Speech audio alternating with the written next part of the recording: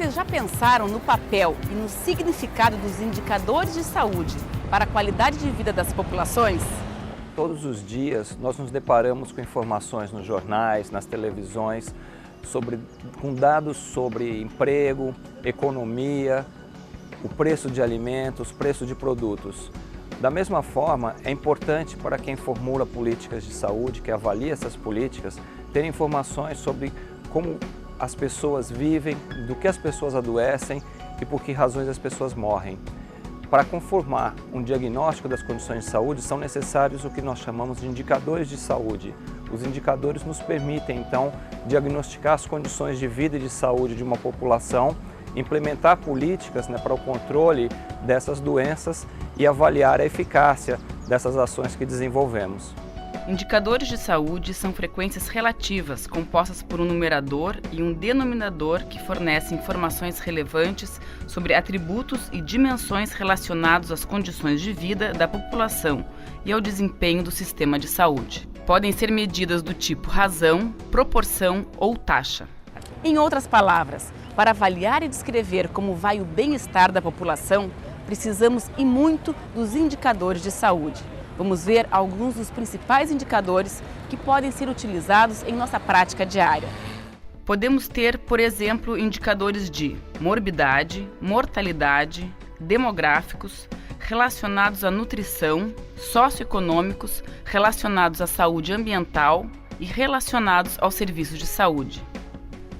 E por que é tão importante para enfermeiros, médicos e dentistas que trabalham com a saúde da família conhecer os indicadores e saber utilizá-los no dia a dia? Porque já não se espera do profissional apenas o atendimento na unidade de saúde. É preciso mais.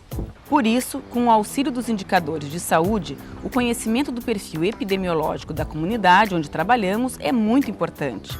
Ele nos aproxima da realidade mais ampla, facilitando o planejamento e avaliação das ações. É instrumento para avançar no que mais se espera, a melhoria na qualidade de vida da população.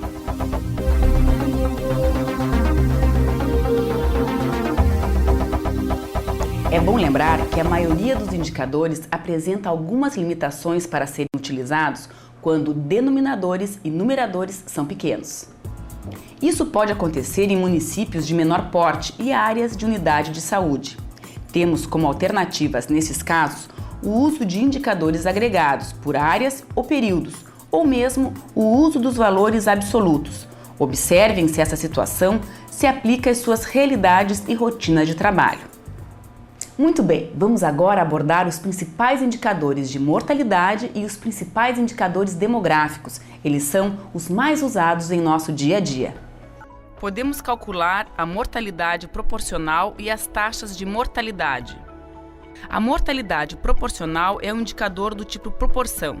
Apresenta no numerador os óbitos, que podem ser por região, causa, sexo ou idade, e no denominador o total de óbitos cuja fração se deseja conhecer.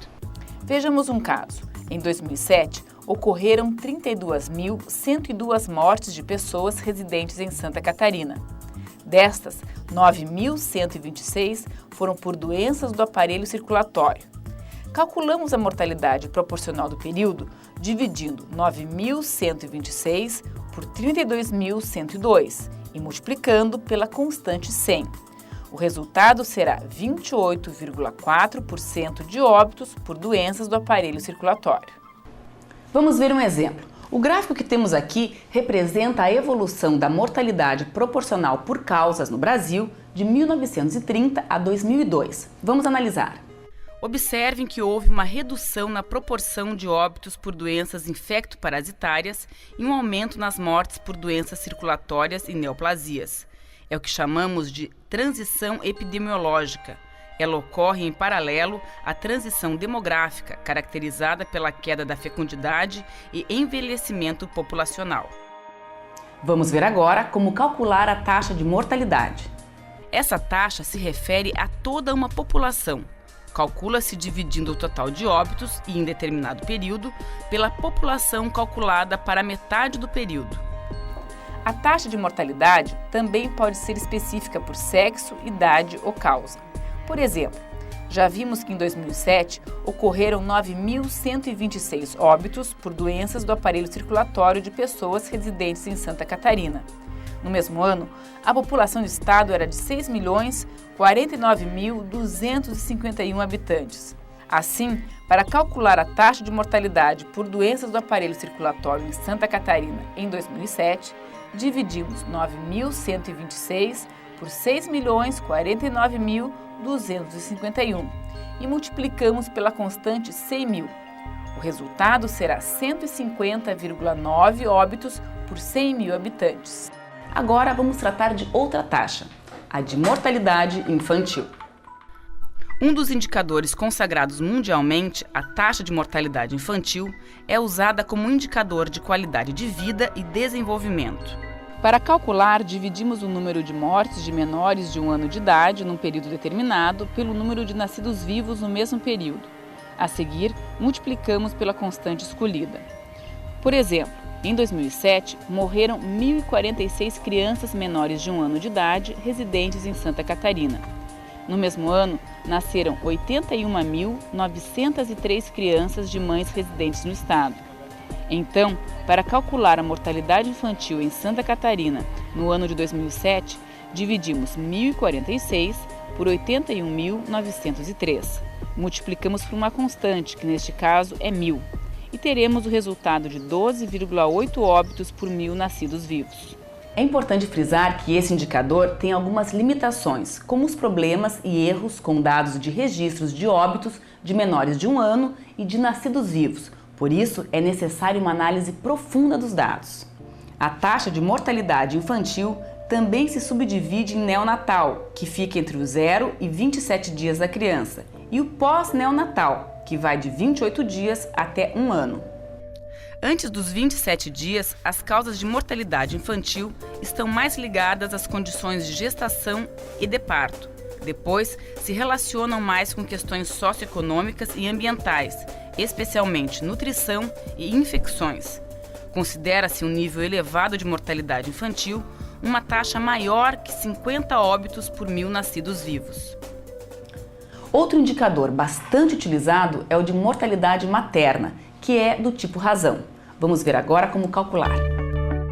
Dividimos o número de mortes de mulheres por causas relacionadas com a gravidez, parto ou puerpério num determinado período pelo número de nascidos vivos no mesmo intervalo de tempo. Depois, multiplicamos pela constante escolhida. No Brasil, o cálculo utiliza o número total de óbitos maternos informados pelos sistemas oficiais multiplicado pelo fator 1,42, como correção para o problema de subregistro.